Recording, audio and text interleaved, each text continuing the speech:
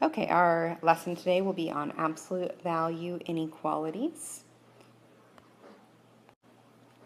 Okay, so here we have our first example, and we need to find the boundary points for this inequality. So the first thing we do is we pretend or we treat this as if it were an equation. And when we solve an absolute value, because a distance can go left or right, we end up with two equations. So we split this up now. We get 2x minus 17 equals 9.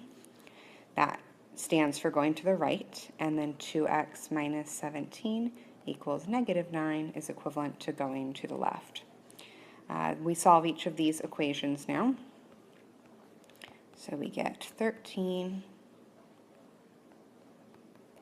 and 4. Okay, and so now we're going to make our number line. And we need to mark at least 0 on the number line. But other than that, I don't need to see all the little tick marks. I just need to know, 4 is to the right of 0, 13 is even more to the right. And then we have to look at if we have open or closed circles. And so for that, we are looking at our original problem. So we see there, because we do not have that equal to underneath, these are open circles. That means that 4 and 13 are not included as solutions to the problem. So if I were to plug 4 back in for x into my original equation, it would not be true. And if I was to plug 13 back in, it would not be true. But what I need now is to know where I'm shaded at. So I need to test a point, and I can test a point in 3 different areas. I can test a point here, any number less than 4. I can test a point here, anywhere between 4 and 13. And I can test a point here anywhere between or greater than 13. Now, since I get to pick, I'm going to choose a point that's easier for me, so I'm going to choose 0. And I'm plugging 0 back into the very original equation. Okay, so 2 times 0 is 0, minus 17. I get the absolute value of negative 17, which is 17. Is 17 greater than 9? That is true. That means that I want 0 to be shaded, so I'm going to shade this direction. And then with any inequality, really, you either have the area in between the dots shaded, so you have right here shaded. That's not the case for ours, because we found out that the left side was shaded, which means automatically the right-hand side has to be shaded too. I could check that by plugging in a point over here like 14. If I plugged 14 in, it would be true. If I wanted to prove that indeed in between those is not true, I could plug in any number between 4 and 13, for example 5, and I would find out that is not true. So I have my graphical solution there now, and now I need to write my algebraic solution. And so to do that, I am looking at numbers that are less than 4, because we can see that blue arrow pointing left.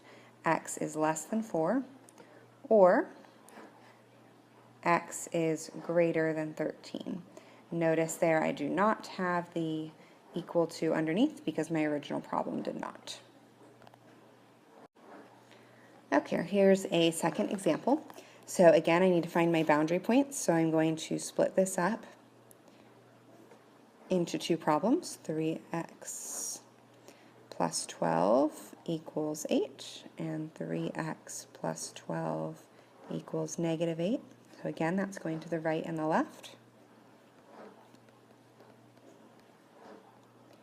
I do get a fraction here, which I know is not preferred, but actually it doesn't really matter too much here because, again, I don't require that you have perfect graphs.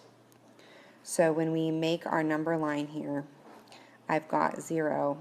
All I need to know is negative 4/3 is here, and negative 20/3 is more to the left there.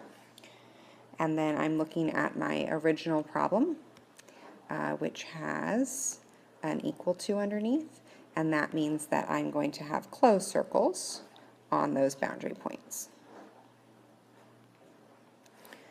All right, now I need to figure out my arrows. So either I'm going to have, I'll show you my options. I'm either going to have them go away, or I'm going to have them come together.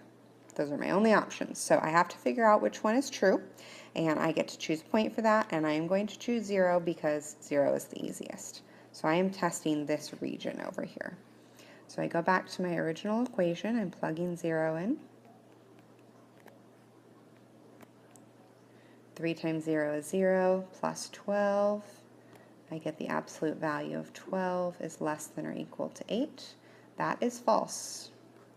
So I do not want 0 to be shaded. So I wouldn't want to do that because that would mean 0 is shaded. So that means that I have the in-between happening instead.